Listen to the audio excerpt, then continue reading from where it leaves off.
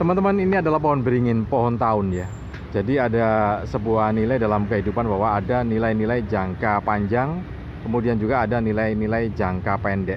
Misalkan kalau tanaman cabai itu adalah tanaman jangka pendek yang bisa panen dalam 3 bulan. Kemudian juga jagung itu adalah tanaman jangka pendek. Tetapi ini pohon beringin adalah tanaman jangka panjang. Pohon rindu malam atau terbesi adalah pohon tanaman jangka panjang. Nah, apa maksudnya dan apa filosofinya dalam kehidupan sehari-hari? Oke, segera kita simak. Saat ini saya berada di alun-alun Kota Bangkalan ya. Dan di belakang saya itu tepat ada pohon beringin besar gitu ya. Ada beberapa buah, di antaranya sebelah kanan dan sebelah kiri itu. Nah, itu juga lumayan cukup besar di belakang saya. Nah, yang ingin saya sampaikan bahwa beberapa saat saya berada di sini ada nilai sebetulnya. Jadi nilai dalam sebuah kehidupan, ada juga nilai bisnisnya gitu ya. Dalam sebuah bisnis juga ada nilainya di sini. Nah, nilai apa sebetulnya yang ada ketika kita melihat pohon besar semacam itu?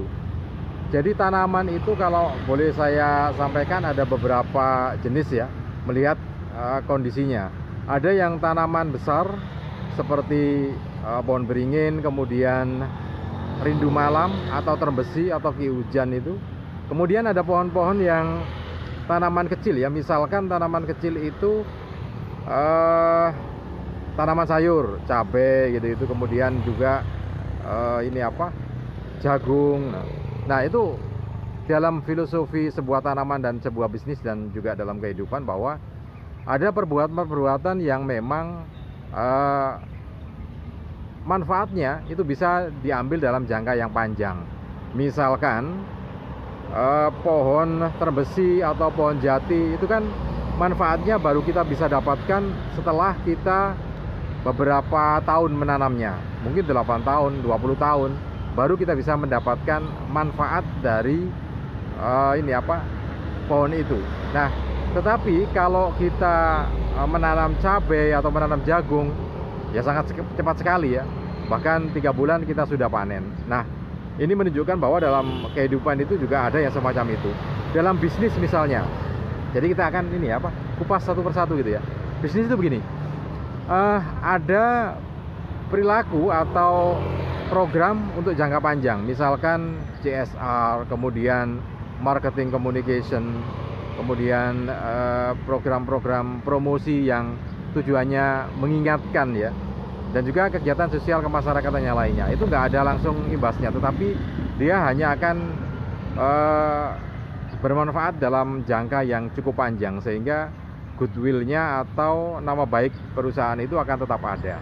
Nah, tapi kalau penjualan, kemudian marketing, sales itu ya jangka pendek, langsung kita dapatkan, cash flow-nya langsung bisa kita dapatkan. Nah, itu adalah amalia atau perilaku atau strategi yang bisa kita dapatkan dalam jangka yang panjang dan juga dalam jangka yang pendek dalam sebuah bisnis.